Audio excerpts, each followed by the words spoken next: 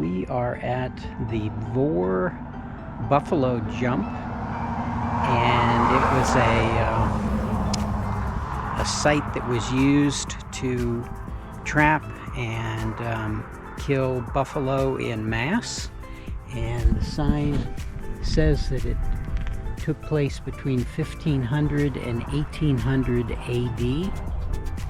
And we are going to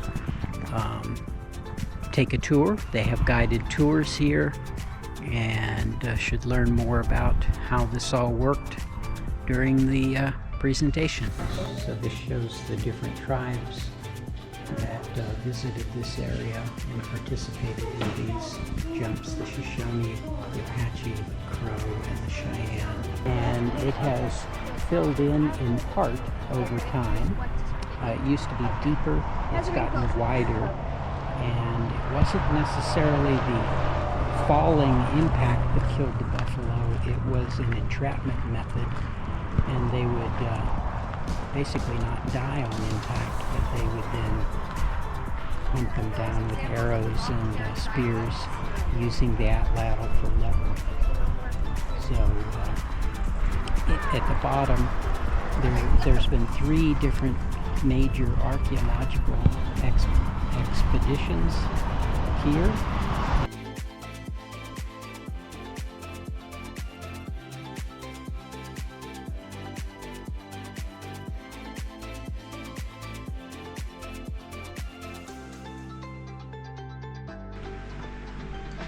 The meat that was harvested off of these hunts would normally be laid out to dry into a form of jerky.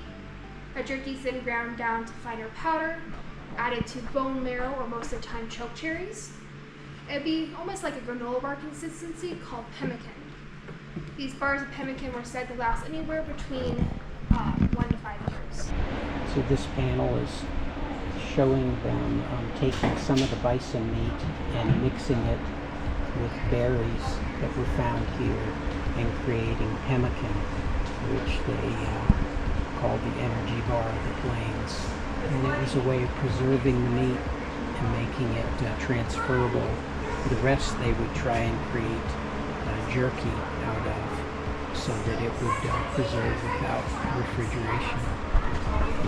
So there weren't enough skulls here to match with all of the bones, so they began to figure out that atlas bone, which was part of the spine, was the best way to count and estimate the number of bison that actually were here, and they would count those in a square meter and then multiply across and deep. Some of these bones, like those rib bones, probably because they couldn't butcher everything, some of them decayed faster than they were capable of butchering, and so those are still intact, and they wouldn't have been if they were properly butchered.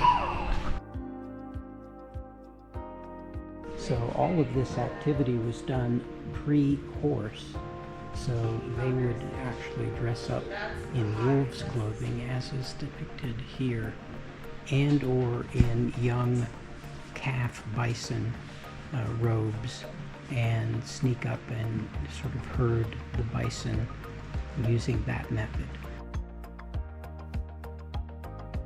Most of the bison that were found here are smaller, younger, and or female. The theory is that they didn't want to risk taking on the largest of the male buffalo bison because of the risk to themselves, so they would try and bring the younger ones in. They could sort of selectively herd what they wanted into this area, so they could pick the smaller, more vulnerable ones. Occidental skulls, those are the species of bison before our current one, compared to our current. This would be an example of 5 tanned bison pelts, bison robes, into creating this teepee, which was done by some students in the traditional method. So based on the number of participants and the number of bison that they drove into the sinkhole, it was estimated that they would come away with at least one bison per family, and they would use the hide, they would use the bones to make tools, they would use obviously the meat, the brains for tanning. They really depended on the bison for much of, their means of sustaining themselves. So the earlier spearheads were really for blunt force trauma, and as they got better and better at refining these and making them smaller, these were more lethal but smaller. So they would obviously aim for parts of the buffalo that would do the most damage, but you can just see the points, and this chart kind of shows the progression as the years pass by to the smaller and more deadly points.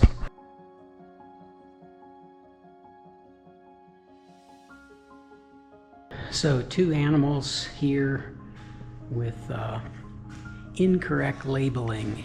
We tend to say buffalo and we tend to say antelope, and that's not correct for either one of them. It's the bison and the pronghorn. Those are actually the correct nomenclature.